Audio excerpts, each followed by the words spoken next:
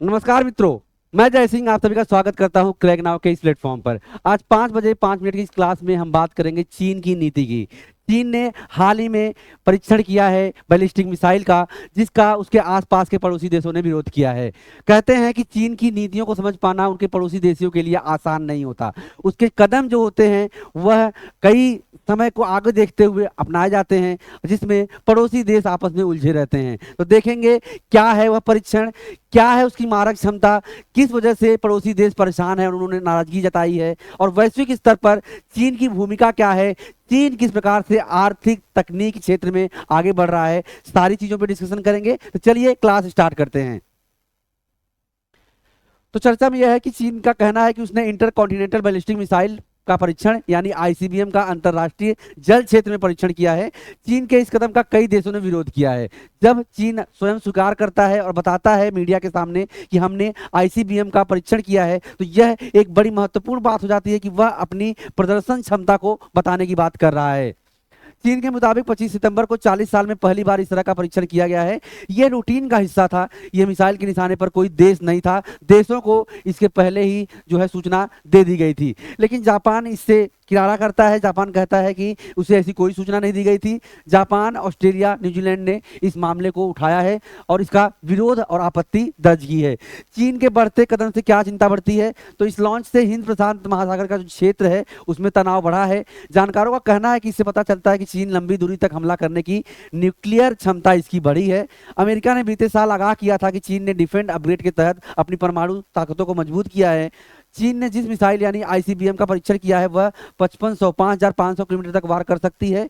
इससे चीन की पहुंच अब अमेरिका और हवाई द्वीप तक हो गई है, लेकिन चीन की सैन्य ताकत अब भी रूस और अमेरिका से काफी कम है। चीन कहता रहा है कि उसका न्यूक्लियर रखरखाव सिर्फ इसलिए है कि कोई और हमला ना करे। तो एक जो न्यूक्लियर डिटरेंस है, डराने की भावना से यह बात कहा जा रहा है कि चीन परमाणु हथियारों को इसलिए रखता है ताकि दूसरे देश इस पर आक्रमण ना करें। चीन ने 25 सितंबर को ऐलान किया था कि लंबी दूरी की मिसाइल का स्थानीय समयानुसार 8 बजे इसका परीक्षण किया जाएगा। मिसाइल के साथ एक नकली डमी वॉरहेड था जो पहले तय से की गई जगह पर गिरा। माना जा रहा है यह क्षेत्र जो है दक्षिणी प्रशांत महासागर क्षेत्र है। चीन के रक्षा मंत्रालय ने कहा कि यह टेस्ट लॉन्च रूटीन और सालाना ट्रेनिंग का हिस्सा है। जानकारों का क्या कहना है, जानकार अब इसमें अपनी राय देते हुए कहते हैं कि यह चीन इस तरह से अग्रेसिव जो उसकी नीति होती है वह दिखाता कुछ और है, बताता कुछ और है। तो इसमें मुख्यतः जो चीनी परीक्षण हुआ है वह चूंकि देश के अंदरूनी हिस्से में हुआ था, तो इस पर विशेषज्ञ जो है परमाणु विशेषज्ञ अंकित पांडा कहते हैं कि इस तरह के परीक्षण का अमेरिका जैसे दूसरे देशों के लिए असामान्य नहीं है, मगर चीन के मामले में ये सामान्य बात भी नहीं है। अंकित ने कहा चीन के परमाणु आधुनिकीकरण के परिमाणों के चलते पहले ही काफी बदलाव आ चुके हैं। ये लॉन्च अब चीन के रुख में बदलाव को दिखाता है। तो एक व्यापक संभावना परमाणु स्टोरेज की, परमाणु क्षमता के बेहतरी के विकास की बात की जा रही है। चीन के इस परीक्षण पर प्रतिक्रियाएं दूसरे देशों को देखने को भी मिली हैं। जापान ने गंभीर चिंता व्यक्त करते हुए चीन की ओर से कई नोटिस नहीं दिया था कहा है। ऑस्ट्रेलिया ने कहा है कि इस कदम से क्षेत्र में अस्थिरता और गलत आकलन का जोखिम बढ़ता है। और न्यूजीलैंड ने चीन के परीक्षण का स्वागत नहीं किया है और इसने कहा है कि यह एक चिंता बढ़ाने वाली हरकत चाइना द्वारा की गई है।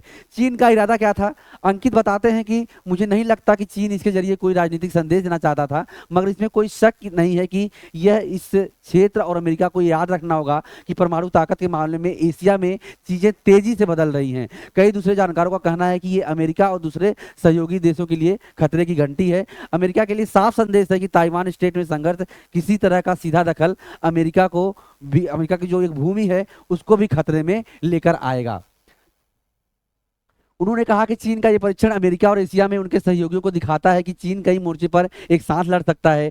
और सिंगापुर के S Raja Ratnam school of international studies के सीनियर फेलो बताते हैं कि समय ही सब कुछ है। चीन कहता है कि निशाने पर कोई देश नहीं था, मगर चीन का जापान, फिलीपींस और जो ताइवान है उससे तनाव काफी बढ़ा हुआ है। तो एक व्यापक क्षेत्र को यह कवर कर रहा है। इसमें अमेरिका को भी चेतावनी देने की बात कही गई है। इनडायरेक्टली जब इस तरह के परीक्षण होते हैं तो चाइना अपना एक रुख कदम पीछे रखते हुए अपने जो हित है उसकी बात साधता है, इसमें किसी पड़ोसी देश के अहित को नहीं बताता हुआ, लेकिन इसकी जो एक व्यापक निगरानी है वह इसे जरूर प्रदर्शित करता है। चीन और अमेरिका की बात करें तो अमेरिका और चीन के संबंधों में बीते एक साल में सुधार देखने को मिला है, मगर इस क्षेत्र में चीन की बढ़ती मुखरता या आक्रामकता एक बाधा बनी हुई है। फिलीपींस और चीन के जहाज विवादित क्षेत्र में एक दूसरे के सामने आते रहते हैं और कंट्राडिक्शन होता रहता है।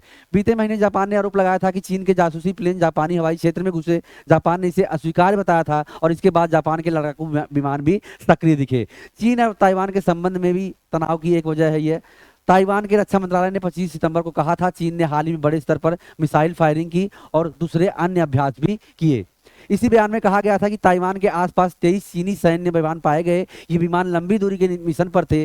चीन ताइवान के जल और हवाई क्षेत्र में अपने जहाज और विमान भेजता रहा है। अपनी घुसपैठ को सामान्य बनाने के लिए चीन इसे ग्रे जोन वारफेयर कहता है। जुलाई में चीन अमेरिका के साथ परमाणु हथियारों को लेकर अपनी बातचीत को सस्पेंड कर दिया था। अमेरिका की ओर से ताइवान को हथियार बिक्री के विरोध में चीन ने यह कदम उठाया था।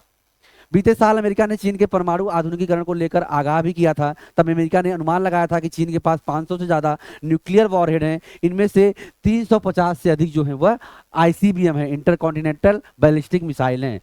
अमेरिका की रिपोर्ट में कहा गया था कि 2030 तक चीन के पास 1000 वॉरहेड होंगे। अमेरिका और रूस का कहना है कि उनके पास 5000 से ज़्यादा वॉरहेड हैं। चीन की मिलिट्री रॉकेट फोर्स को लेकर भी विवाद है। ये यूनिट ही परमाणु हथियारों को संभालती है। तो क्या सोचते हैं आप, चीन के इस कदम से वैश्विक दुनिया में क्या संदेश जाएगा?